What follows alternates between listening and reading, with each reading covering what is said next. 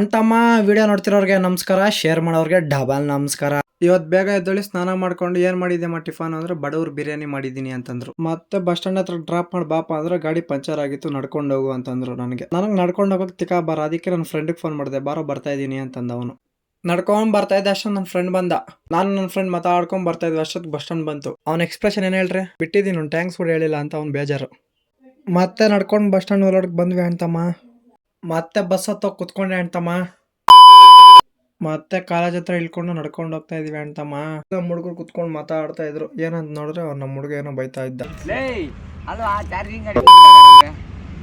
ಮೀನಾಕ್ಷಿ, ಎಂಥ ಒಳ್ಳೆ ಮಕ್ಕಳಿಗೆ ಜನ್ಮ ಕೊಟ್ಟೆ. ಒಂದೊಂದು ಮುತ್ತು ಕಡೆ ತಪಸ್ಸು ಮಾಡಿ ಪಡಿಬೇಕಿಂತ. ಯಾಕೋ ಚಾರ್ಜಿಂಗ್ ಗಾಡಿ ಬೇಡ ಹೇಳು, ಯಾಕೆ ಹೇಳು.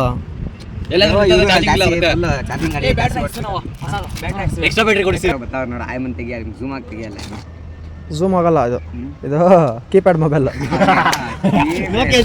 Nokia set. ಬರೀ ಇಂಥದೆಯಾ. 3 hours later. ಮತ್ತೆ ಊಟ ಮಾಡ್ಕೊಂಡ್ ಬಂದ್ರೆ ಇಲ್ಲಿ ನಮ್ಮ ಸೀನಿಯರ್ಸ್ ನಂದು ಮೆಟಲ್ ಚೆನ್ನಾಗೈತೆ, ನಿಂದು ಮೆಟಲ್ ಚೆನ್ನಾಗೈತೆ ಅಂತ ಕಂಪೇರ್ ಮಾಡ್ಕೊಂತ ಇದ್ರು ಒಬ್ರಿಗೊಬ್ರು. ಇವತ್ತು ಶುಕ್ರವಾರ ಅಲ್ವಾ, ಅದಕ್ಕೆ ನನ್ನ ಫ್ರೆಂಡ್ ಪೂಜೆ ಮಾಡ್ತಾ ಇದ್ದ. ಇಲ್ಲಿ ಆಚೆ ಕಡೆ ನಮ್ಮ ಫ್ರೆಂಡ್ ಬೂಂದಿ ಲಡ್ಡು ಹಂಚ್ತಾ ಇದ್ದ.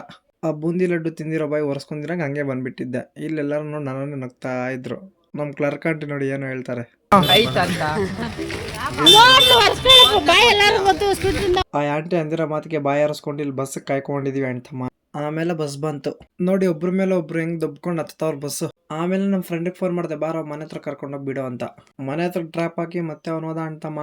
ಇಷ್ಟೇ ಅಂತಮ್ಮ ಇವತ್ತಿನ ವಿಡಿಯೋ. ಲೈಕ್ ಮಾಡಿ, ಶೇರ್ ಮಾಡಿ, ಸಬ್ಸ್ಕ್ರೈಬ್ ಮಾಡ್ಕೊಳ್ಳಿ, ಹಾಗೆ ಫಾಲೋ ಮಾಡ್ಕೊಳ್ಳಿ.